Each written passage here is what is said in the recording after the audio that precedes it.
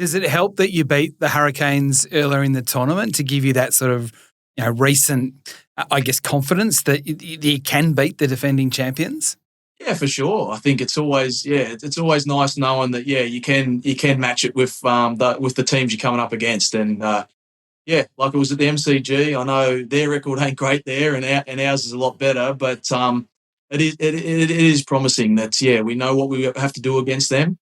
We know they've got an unbelievable record down there in Hobart. They play the ground so well. I think we're up and about. We're ready. We know what to expect from them and how they're going to go about it by already playing them. So now it's just about executing our skills and getting the job done here one more time to, like you said, hopefully 3 more games for us.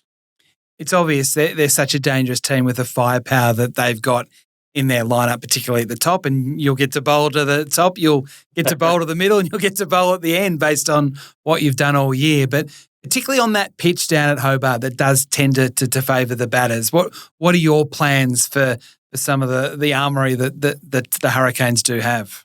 Yeah, I think it's obviously, being prepared for anything. I think, like you said, they've got a lot of firepower throughout that lineup. A lot of different styled players as well through that. So it's just being prepared, because I think, the main goal more than anything down there is to try and, reduce the run rate as much as you can throughout the whole innings. I know that's always the case, but on that ground, very batter friendly. It's a smallish ground compared to most around the country that you have to be spot on, you have to execute and be consistent. So I think, we'll have plans for individuals and the plans for how we're going to go about it. But, the number one goal is to try as best as we can to keep that run rate down. And gradual wickets throughout plays a big part in restricting that to a lower total. So I think that the things that when we've been on fire with the ball this season, and what we've done well as a bowling unit has been able to take consistent wickets. And in T20 cricket, that's gold. So, hopefully, this week that's the same case. So the bowling group can, stick that together and take those crucial wickets and build the pressure.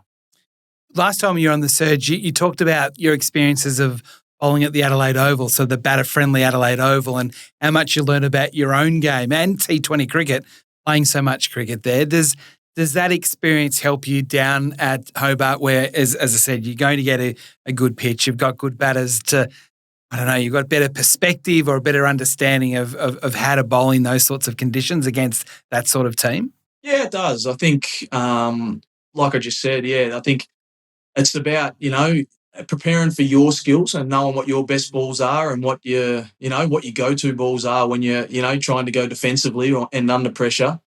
But it's just at the end of the day, you just got to be a bit tighter and a bit more consistent with the execution on those type of grounds.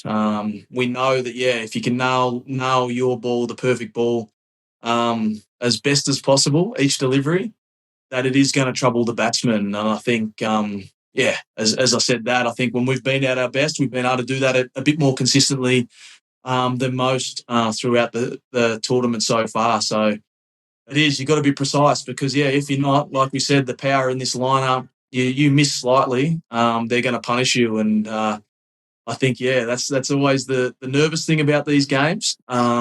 But the exciting thing, you want to come up against the best and play against the best and perform against the best. And like you said, the reigning champs, they're one of those sides. They can be very destructive. So I think we've got to be prepared for the worst and and ready to go and try and halt that firepower that they have.